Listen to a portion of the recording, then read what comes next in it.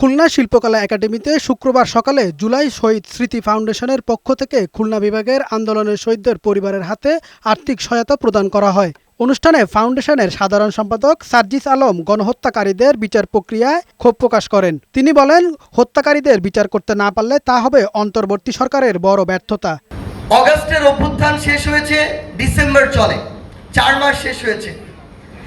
এখনো আমরা শহীদ পরিবারের কাছে অসংখ্য অভিযোগ পাই। যেই বিভাগে গিয়েছি প্রত্যেক বিভাগে তারা যে মামলাগুলো করেছে এগুলোকে গুরুত্ব দেওয়া হচ্ছে না। তিনি বলেন, জুলাই আগস্ট বিপ্লবে নিজেদের কর্মকাণ্ডের কারণে পুলিশ ইমেজ সংকটে রয়েছে। দায়িত্বশীল আচরণের মাধ্যমে তারা সুনাম ফিরিয়ে আনতে পারে। 30 জুলাই পর্যন্ত অভ্যুত্থানে অংশ না নেয়া রাজনৈতিক দলগুলোর ভূমিকা নিয়েও কথা বলেন সার্জিস। যেভাবে যা কিছু করা যায় এসব কিছু করার জন্য বাংলাদেশ পুলিশের মতো গুরুত্বপূর্ণ রাষ্ট্রীয় একটি প্রতিষ্ঠানকে অপব্যবহার করা হয়েছে।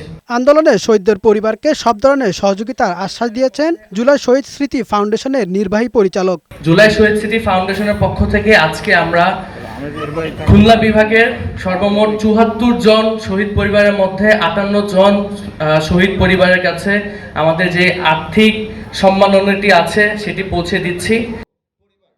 কামাল উদ্দিন, বৈশাখী সংবাদ।